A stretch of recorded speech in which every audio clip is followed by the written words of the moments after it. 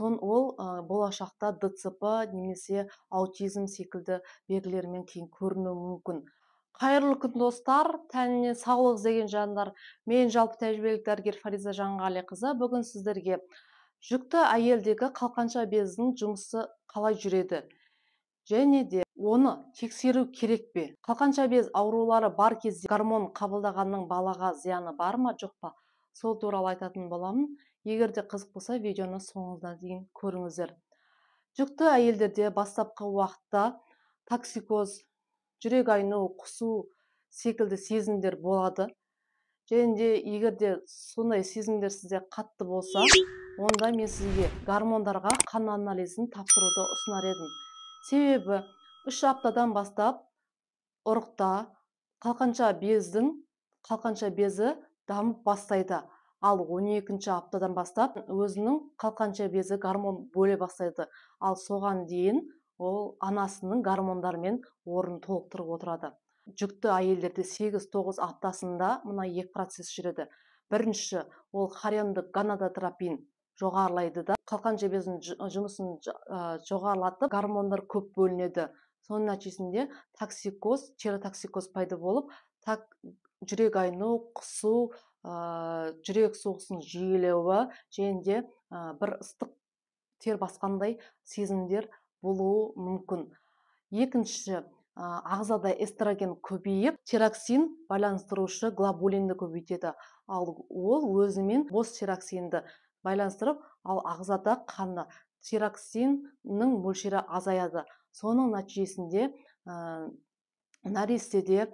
нәрестенің орталық жүйке жүйесін және қаңқа сүйегінің дамуын реттеп қарап отыратын бос тироксин Т4 азаяды. Соның нәтижесінде баланың бас миының мөлшері кішірейіп, нәрестеде эндемикалық кретинизм дамуы мүмкін. Ол болашақта ДЦП немесе аутизм секілді белгілермен кейін көрінуі мүмкін.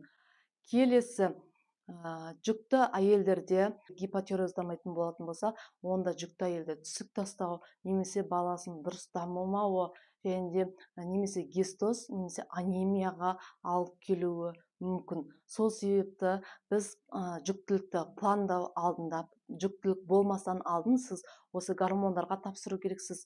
Немесе егерде қандай да бір себептермен тапсыра алмаған болсаңыз, онда жүктілікті білген кезден бастап осы гормондарға тапсырасыз. Ал негізі жалпы жүкті әйелдер әрбір триместрдің бастапқы уақытында тапсыру керек. Егер де қажет болса, оның коррекциялап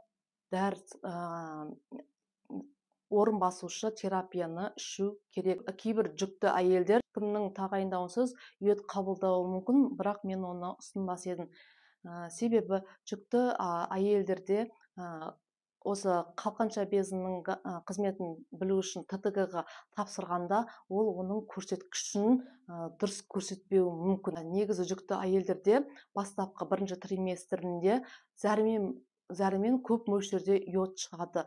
Ал егерде қалқанша безінің аурулары жоқ, дені сау әйел болатын болса, онда оның орнын қайтадан өзінен өзі қалпына келеді.